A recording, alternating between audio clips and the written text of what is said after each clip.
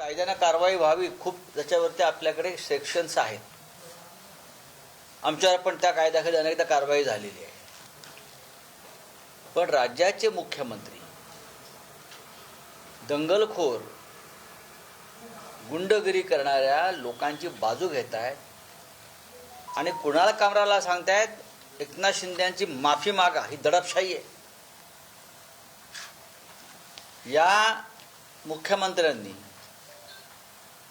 प्रशांत कोरडकरला अभय दिल्यामुळे हा 1 महिन्यापेक्षा जास्त काळ जामिनाच्या प्रयत्नात राहिला, पळून गेला महाराष्ट्रातून. पोलीस त्याला 24 तासात पकडू शकले असते, पण आज नाईलाज झाला. त्याचे जामीन अर्ज सर्व कोर्टाने फेटाळल्यावर त्याला अटक करावी लागली किंवा तो सरेंडर झाला. हे या महाराष्ट्राचं दुर्दैव आहे की या महाराष्ट्रामध्ये कोणत्याही प्रकारची कायदा आणि सुव्यवस्था राहिलेली नाही. महाराष्ट्र हे कधी काळी कायद्याचं राज्य म्हणून ओळखलं जायचं, आज ते कायद्याचं राज्य राहिलेलं नाही. राहुल सोलापूरकरनं शिवाजी महाराजांचा अपमान केला, तो मोकळा. कोरडकरला नाईलाजानंच अटक केलेली आहे. लोक उठाव करतील आणि कुणाल कामराचं कालच्या प्रकरणावरचं लक्ष विचलित करायचं लोकांचं. एक रिक्षावाल्यावरती गाणं आलं म्हणून यंत्रणा हलते, पण कोरडकरसारखी यंत्रणासाठी यंत्रणा हलली नाही. बोला काय पुढे.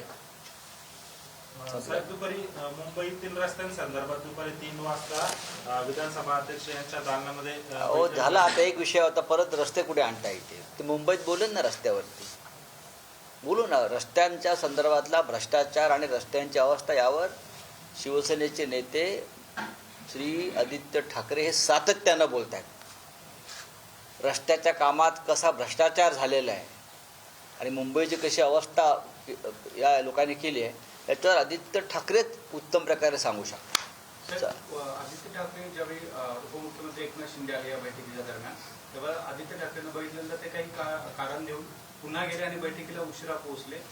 जेव्हा ते बैठकीला आले त्यावेळी आदित्य ठाकरे बसून होते, तो एक व्हिडिओ व्हायरल होता. आता ह्याच्यावरती मी काय मत व्यक्त. नाईलाजाने कोरटकरला अटक करावी लागली असं वक्तव्य सुद्धा संजय राऊत यांनी केलेलं आहे. कामरा प्रकरणावरून लक्ष विचलित करण्याचा प्रयत्न होतोय असं सुद्धा संजय राऊत म्हणालेले आहेत. कुणाला माफी मागायला सांगा. नाईलाजाने कोरटकरला अटक करावी लागली असं सुद्धा राऊत म्हणतात.